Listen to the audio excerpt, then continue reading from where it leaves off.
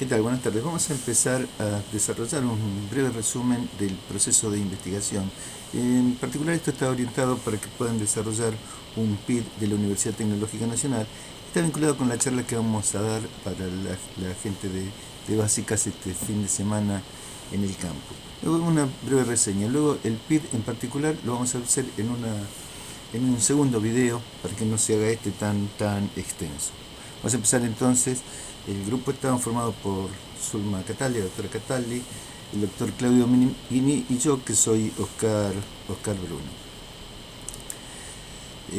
Vamos a ver entonces en principio el proceso de investigación, cómo se puede desarrollar el tema, el problema de investigación. Después, qué es un PID, cuáles son los tipos de proyectos que hay, cuáles son los participantes del PID, cómo se evalúan los PID, cuáles los contenidos que tiene que tener un PID y un ejemplo de un PID en particular.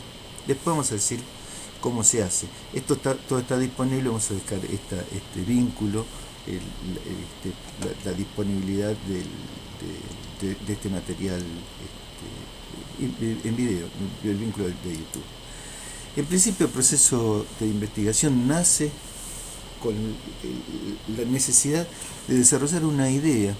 Nosotros tenemos que seleccionar el ambiente de estudio. El ambiente de estudio, en el caso de nosotros, profesores de la Universidad Tecnológica Nacional, es nuestra universidad. Seleccionar el sujeto de estudio. Siempre, o casi siempre, nuestros sujetos de estudio son nuestros propios estudiantes. Y verificar el ambiente de estudio. Bueno, para verificar el ambiente de estudio tenemos el campo como un lugar grande para poder trabajar. Y ahí podemos desarrollar el trabajo de campo. Es decir, una observación, hacemos análisis de lo que vemos, ¿no? Después seleccionamos un diseño de una investigación, con qué instrumento nosotros vamos a tomar los datos, empezamos a juntar los datos, preparamos los datos para hacer el análisis, hacemos el análisis de los datos y preparamos en definitiva o hacemos nuestro reporte. Para seleccionar un tema, ese que es lo que más nos cuesta a nosotros, en realidad partimos de un tema de interés que pueda hacer algún aporte para la universidad. De ahí tendríamos que partir nosotros, sería algo que el desarrollo de lo que nosotros hagamos es de utilidad a nuestra universidad. En general no se asusten, porque cuando nosotros pensamos en un tema de investigación, siempre aparece con una enorme vaguedad al principio. Puede aparecer esto a través de búsquedas múltiples, o puede surgir esto de la propia reflexión, de lo que pensamos nosotros que podemos hacer. Podemos haberlo visto en algún material escrito, podemos haber leído alguna teoría, podemos tener interés en cosas que vemos en el aula. Lo que sí tenemos que tener en cuenta que el tema requiere precisión. Vamos a hacer un análisis científico. Los científicos necesitamos ser precisos en lo que hacemos. Una vez que podemos analizar cuáles son los temas encontrados, si es que encontramos varios temas que pueden ser de nuestro interés, seleccionamos uno en particular. Exploramos sobre ese tema, hacemos una reducción del tema para que el tema no sea lo suficiente, tan amplio como no podamos abordarlo, tampoco tan chico que sea tan simple que se resuelva tan fácilmente, ¿no? Que tenga sentido ver el problema. Bueno, hacemos la definición formal del problema, discutimos y ajustamos el tema y ahí sí nos ponemos con nuestro equipo de trabajo a hacer la redacción de nuestro proyecto de investigación y desarrollo. ¿Cuáles son los requisitos del tema? En principio, esos requisitos objetivos que tiene el tema, que aborda cuestiones científicas.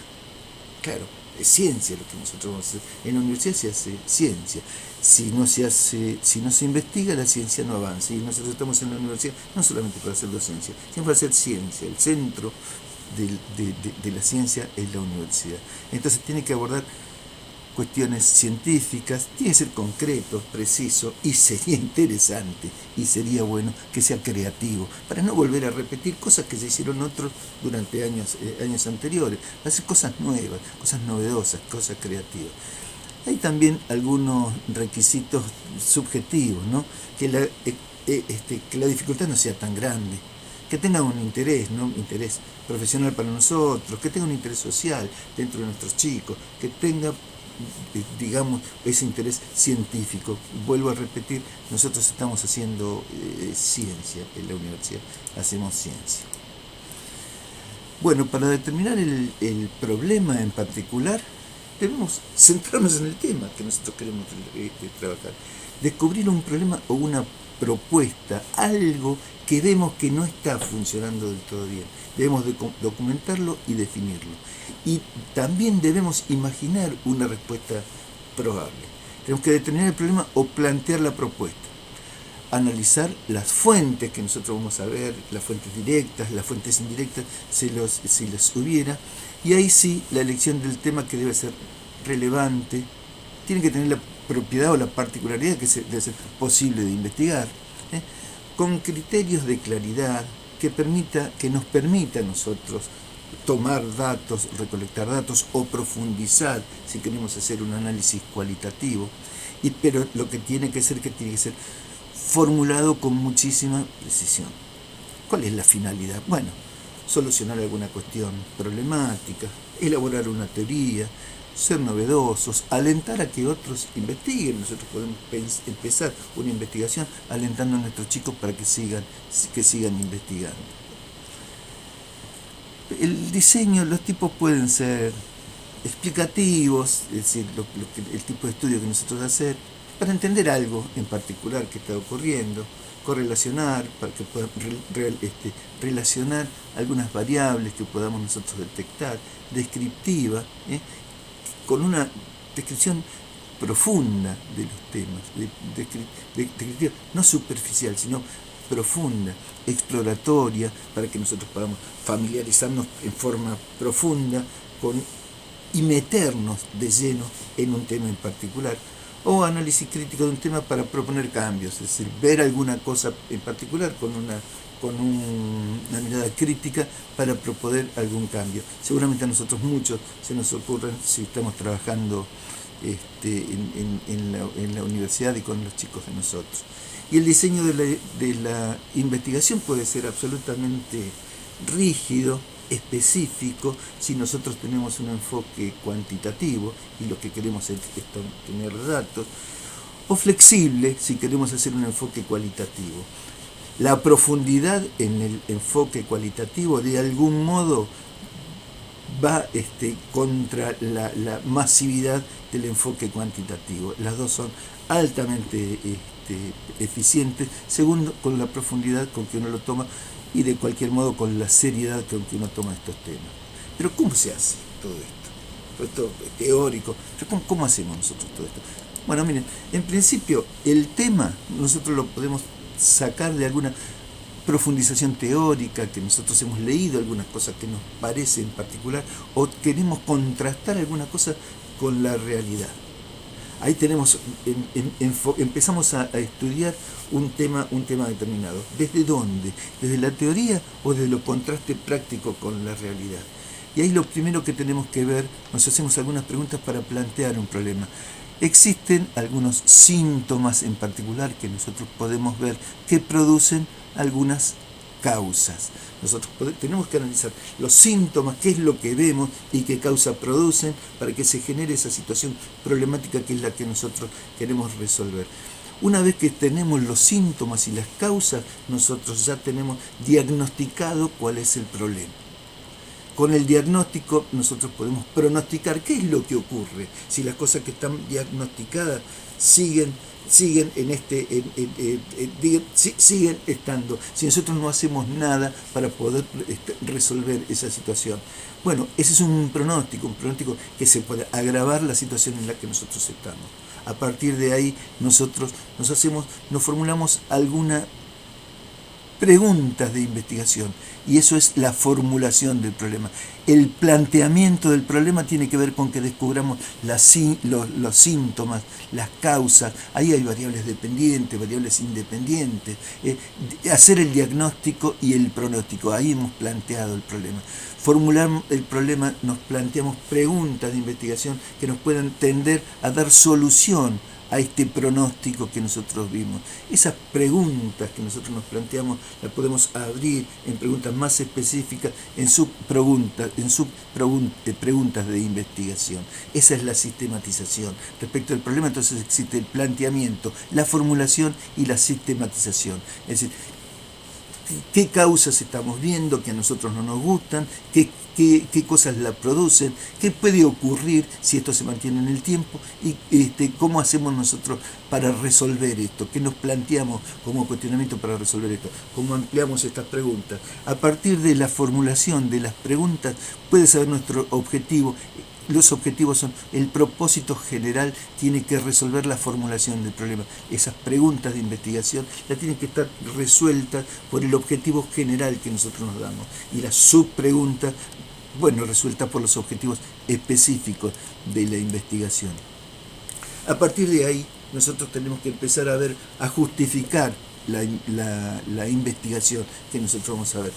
Bueno, las justificaciones son de varios tipos. Hay una justificación teórica, metodológica y práctica. Teórica, ¿por qué razón yo haría lo que digo que voy a hacer desde el punto de vista científico? Para ampliar, para refutar algo, para validar alguna cosa, y tengo que buscar alguna justificación teórica desde la lectura de algunos autores que sean referentes. ¿Cómo lo haría? ¿Qué quiero hacer? ¿Un software? ¿Un modelo matemático? ¿Qué es lo que quiero hacer? Desde ciencia básica, por ejemplo. Y ahí tengo que ver, para ver qué es lo que quiero hacer, cómo lo haría. Y en la práctica, ¿qué busco resolver? Esta justificación práctica nos tendría que responder la pregunta: ¿qué buscamos nosotros resolver? ¿Para qué hacer todo lo que nosotros estamos haciendo? Esas son las tres justificaciones fundamentales de un proyecto de investigación. Después sí tenemos que referenciarlo teóricamente, con un marco teórico, leer profundamente a muchísimos autores, rescatar ahí conceptos fundamentales de los autores y poder vincularlos para poder hacer un marco conceptual. De nada sirve un marco teórico, la lectura de muchos autores, si nosotros no discutimos con esos autores, no armamos un marco conceptual con esos autores y vinculamos las cosas fundamentales que cada uno de esos autores dice. Así que nuestro marco teórico de la lectura profunda nos tiene que llevar a nuestro marco conceptual. Ahí está la elaboración de nosotros. Discutir con esos autores y vincular las cosas que leemos en nuestros autores. Bueno, un marco de referencia espacial en el lugar donde estamos, eso en el caso nuestro está perfectamente definido, y temporal, hoy, aquí y ahora estamos en nuestra universidad trabajando para nuestros chicos.